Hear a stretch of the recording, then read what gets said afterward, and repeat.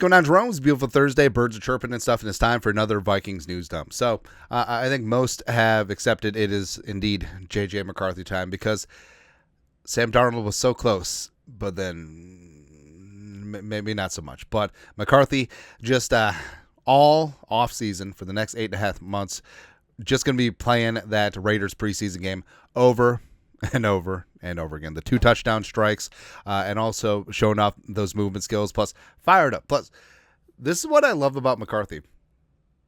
In training camp, even early in training camp, like there was never a moment where his eyes were just bulging out of his head. It's just like, oh, I don't know what I'm supposed to do here. I mean, before practices, he was out there joking. He was out there shooting the ish. He was just chilling, talking with coaches. Because he's confident, because he put in the work. That's what happens. It's like when you're in school and you would see people like really stressing out about taking a test, and then there was the people who prepared and put in the work who were just like, yeah, whatever, we're good to go. I was never one of those students, by the way. I was always freaking out, but yeah. But McCarthy, yeah, he's definitely going to be that dude. Plus, harkening back, so after it was announced that J.J. McCarthy was out for the season with the full meniscus repair, I mean, Kevin O'Connell was sort of going through it, right? Because they have plans for this year. Darnold was going to be the bridge guy. You know, maybe after the bye, it was going to be J.J. McCarthy time. But, I mean, Kevin O'Connell was ready to rock and roll with the franchise. And I do remember him talk about this. And Will Raggett, Sports Illustrated, from August 14th, Kevin O'Connell on J.J. McCarthy, quote, this guy is so motivated and so dialed in. As excited as I was to draft him, he's confirmed everything that I hope to see. Our fan base and everyone should be excited about the fact that we've got our young franchise quarterback in the building, end quote. Now, when we said that, you know, a lot of people thought it was like, hey, it's just Kevin O'Connell trying to make everyone feel good about things, sort of like Kevin Bacon, all is well. But I think it's legit. And I can't wait to see what J.J. McCarthy looks like thrown to, yes, J.J. and Addison Hockenson. Ashton Genty in the backfield, woo, behind Trey Smith and Tevin Jenkins up front. Let's go, man. And Darnold. So 2 games doesn't completely sully, you know, what Darnold did this season, which he did amazing things this year, but it also kind of does. And yes, the offensive line shat itself. Kevin O'Connell's play calling was not good. But Darnold overall, like, even when things were open, he couldn't hit the broadside of a barn. And the analytics bear that out. So Alec Lewis, The Athletic. Pro Football Reference tracks poor throws that weren't catchable with normal effort. Sam Darnold's poor throws in Detroit, 13. And then poor throws versus the Rams, 10. Hey, he got better. Before those 2 games, his highest number of poor throws was 8 in Week 14 against Chicago. And then Krauser was really good with like the stats and analytics. Broke it down further. Darnold's bad throws for 16 games, so every single game in the regular season besides the Lions, 12.7%. Darnold's bad throws in just 2 games, 28.4%. League average for the season was 15.9%. Darnold's drop-offs over the last 2 games was comparable to going from Joe Burrow, 11.6%, to Anthony Richardson, 28%, worse than the league, which is kind of fair. So, you know, like I said at the jump, like 2 bad games doesn't undo everything that he did well this year. And the Vikings don't win 14 games without Sam Darnold playing high-level football. Let's be honest here. And Darnold played tough defenses, good tough games on the road, stepped up big time, but that's how bad these last 2 games were. And it was a confluence of events. He was a deer in headlights, seeing ghosts and all that stuff. And you could blame the pinky, you could blame his mechanics, you could blame him getting hit, but everything was just a mess. And it's just really unfortunate because the Vikings, I mean, we could have been a contender. We could have been somebody. Yeah. But this is offseason. So it's interesting offseason setup, and frankly, the Vikings have a huge opportunity here because this is one of the better interior defensive line draft classes in recent memory. There's going to be a dozen plus significant contributors, a couple all-pros, and a couple of very high-level performers. It's going to be a really good class, even deep, when the Vikings actually have picks. But number one, hammer interior offensive line and cornerbacks in free agency. So those are the we made this case where. So offensive line cornerbacks generally don't come off the field, right? Offensive lines, definitely not. And corners, generally, you want your best ones out there, right? But interior defensive line and running back, the two other positions in need for the Vikings, those guys rotate through all the time. So you can actually benefit from a young player there rotating in and learning their craft versus interior offensive line and cornerback, like they have to be good right away. So spending the money in free agency when you have it on those positions, on guys that you know are good, guys that you know will fit in schematically, that makes sense. So hammer interior offensive line and cornerback in free agency, spend draft capital on interior defensive line and running back, and go from there. And like I said, this interior defensive line class is freaking good.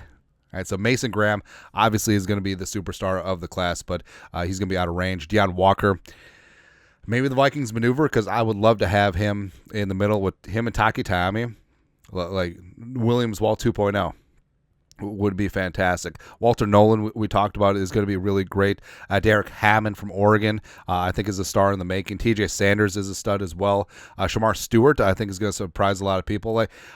Howard Cross the third, if he had declared last year, probably would have been a day 2 pick, but you potentially could get him in the 4th round, at the top of day 3. So there is so many talented interior defensive linemen in this class. So the Vikings should be good to go, even though they don't draft day 2 until we get our comp picks, which is going to be good. Also, cornerbacks wise, a cornerback they should not sign. Yeah, no, never. Jar. I don't think that the bridges can be unburned. I think that the fan base will never accept Jair Alexander. So, yeah, I think that's just not going to happen. But something that should happen. So I know we have these pie-in-the-sky free agent dreams, and the Vikings do need to spend some cap to re-sign some of their own. But if you just come away with Trey Smith and DJ Reed. So, Trey Smith, number one target, gotta have him, plant his ass at right guard, and we go from there.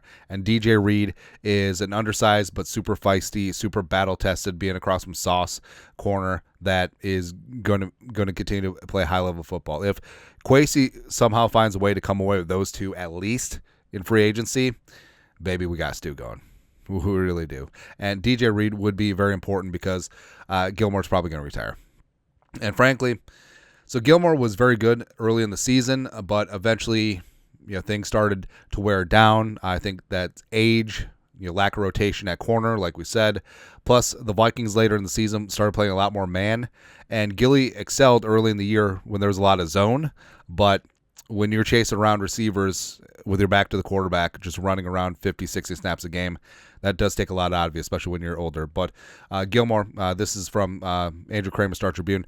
Gilmore, who had 10 deflections and 1 interception in 16 games a season, said he'll consider retirement this offseason for the first time. The 34-year-old Gilmore said his body is feeling it more than normal. So I think that he's retiring. I think that Gilly's like 95% retired. And even if he decides to come back, I don't know if the Vikings sign him. Or it could be a spot where, Gilmore isn't in camp with the team, which is fine. He's a veteran. He's earned that right. But, stays in shape, and, some teams will have injuries throughout the season.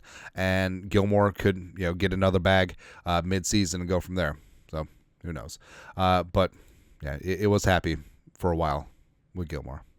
I like it.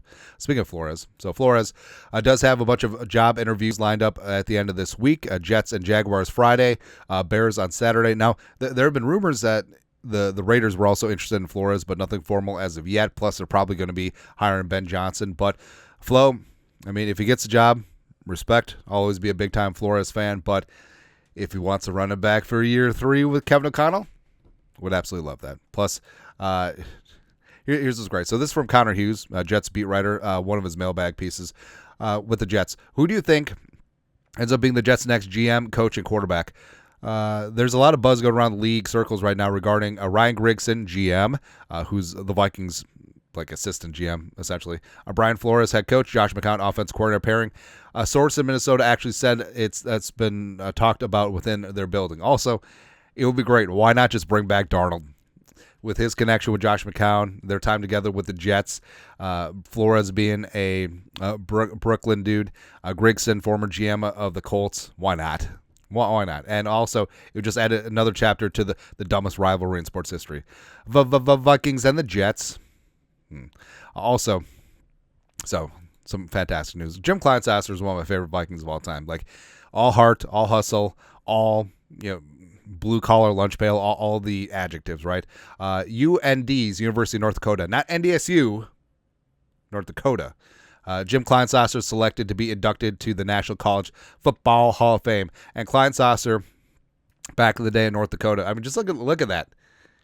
Look, how big is that helmet? Is that a youth football size helmet, or is his head just that big? But Kleinsasser was a 2-time All-American at North Dakota, second-round pick by the Vikings, number 44 overall, and he was always, the H-back, fullback, blocking tight end. Like, he never got the glory, never got the stats, but he was definitely a glue guy, and I love Kleinsasser. Plus, so when Kleinsasser came to the league, his number was 85, and I remember getting an 85 Kleinsasser jersey and thinking that I am the cock of the walk, because Kleinsasser was an instant Vikings favorite. Localish dude, looks like Paul Bunyan, probably a guy that you can crush a case of Mick Golden with, have a good time, talk some ish, tell some stories, and then I don't know if it's year 2 or year 3. Oh, there's Sylvie, proof of life. Then he changed the number to 40. So then my 85 jersey became vintage, but But I actually kind of like it now, where when players change their numbers, because then their jerseys become cheaper, and you can still wear it. Like, who cares? But yeah, Jim Kleinsasser, well-deserved, and one of my favorite Vikings of all time. Absolutely love him. But that's it. That's it. Vikings news done for this beautiful, wondrous, glorious Thursday. Let us know your thoughts, our thoughts, comment section. You guys are the best. You know what to do. Skull production value.